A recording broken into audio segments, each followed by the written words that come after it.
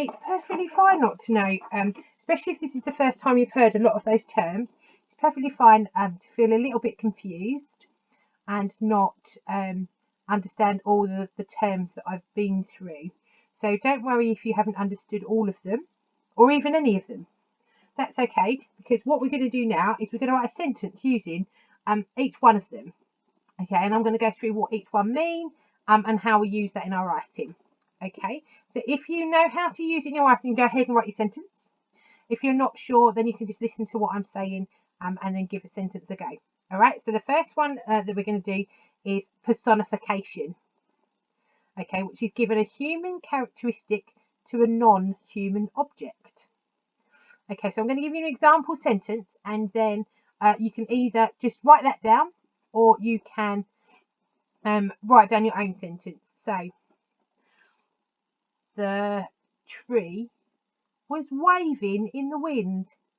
The tree was waving in the wind. So I'm giving the tree human characteristic by saying it's waving. But we all know that trees can't actually wave. Although I think it would be quite cool if they did. What do you reckon? No? No one likes my sense of humour. Okay, right, number 2, we're going to use a triple. So, using 3 adjectives to describe a noun. Now, I'm not going to tell you how to do this one because I know that you all know what an adjective is and you all know what a noun is. So, all we need to do is 3 adjectives in a row and then a noun. Okay, so I'm going to give you an example though. So, the big, fat, bright cup was sitting on the side. So it's just 3 adjectives to describe your noun. That's all it is. And it just makes our writing a little bit more interesting.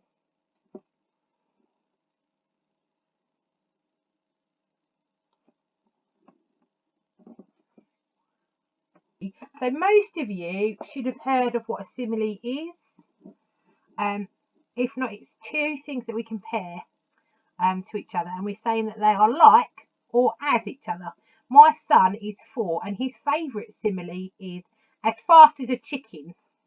Now, I don't particularly think chickens are fast, but he loves chickens and he always says, as fast as a chicken, I'm going to run as fast as a chicken. As fast as a chicken. So that's my example sentence for you, as fast as a chicken. So let's see if we can write a sentence with a simile in. So it's like or as that we want to use.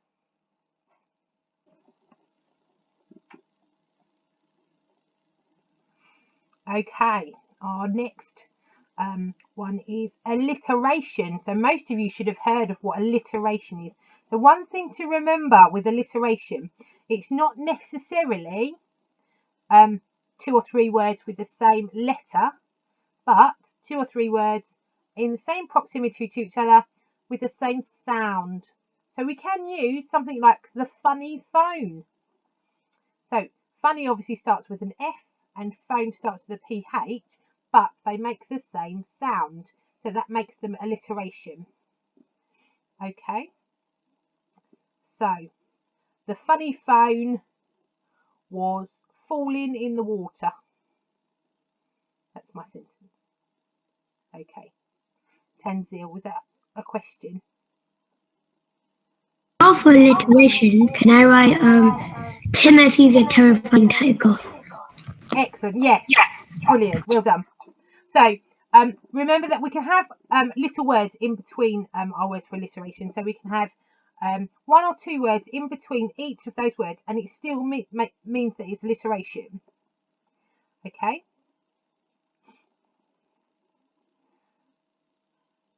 Right, now we're going to move on to the next one, which is hyperbole. Hyperbole. So, has anyone heard hyperbole before? Because it's something that I normally do in year 5. No, I didn't. No idea. That's fine. It's an exaggeration. So, Mum or Dad might say to you, I've told you 1,000 times to tidy your bedroom. Has anyone ever heard their mum and dad say something along those lines? we put that into our writing, I could say, there are a million birds in the sky. There's probably not a million. I'm exaggerating. I just mean there's a lot of birds in the sky. Okay, see if you can write a sentence using hyperbole. If you can't come up with it, you can use the one that I've used so that you've got an example sentence down on your paper, okay? Repetition. So that means repeating the same thing more than once. So I could say, we use this more in poetry, but we can use it in writing descriptions and stories too. So I could say the headmaster was evil, really evil. So I repeated the word evil twice. Now I did that for suspense, okay, and for emphasis. So I want that reader to really know that their headmaster's evil. I want you to write a sentence using repetition. So we want it, the word that we're repeating, it needs to mean something in your sentence. You want your reader to read that and really, really take that word in.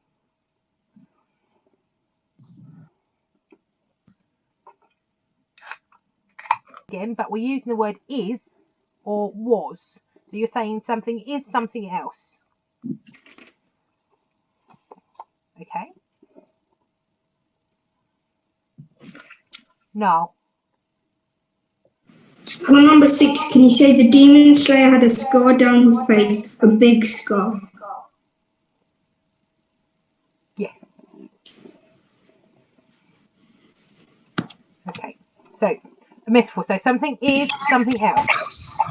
Can you write the man's cough is a dinosaur's roar?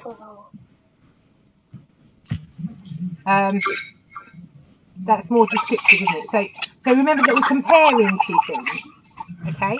For instance, the rock is silent. So I'm comparing that silence to the rock.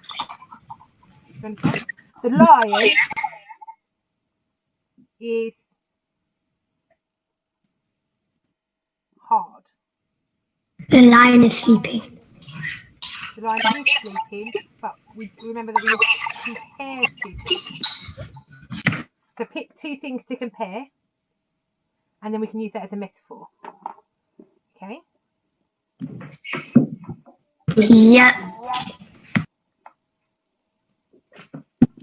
It takes lots of practice to be able to write metaphors and similes and everything else. So if you can't get it first time, don't worry.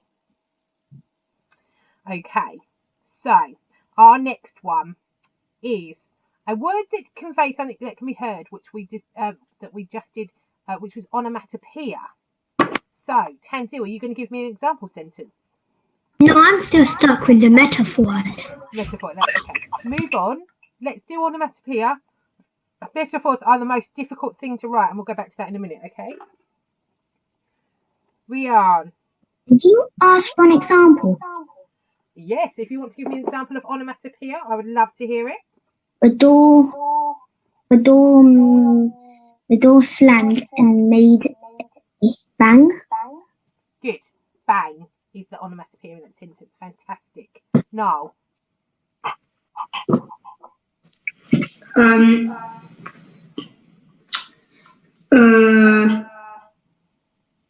Peter Pan fell off the cliff with a trip.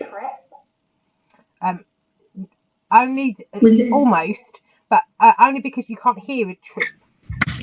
So you need to use a word that would be heard ordinarily. For instance, I could say the old cricket hat is creaking in the wind. So creaking, which is our sound. So Noel, do you have another example? Yeah, Blackbird pushed him off the cliff with a whoosh. With a whoosh, excellent, yes. Tanzil, do you have one?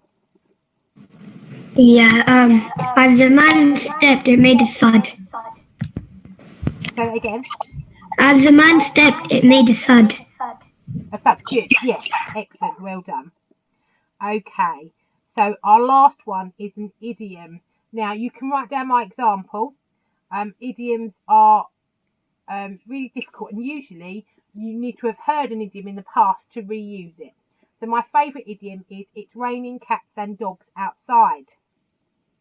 Now that means it's raining really hard, but if you interpreted that individually, it would literally sound like there's cats and dogs flying from the sky.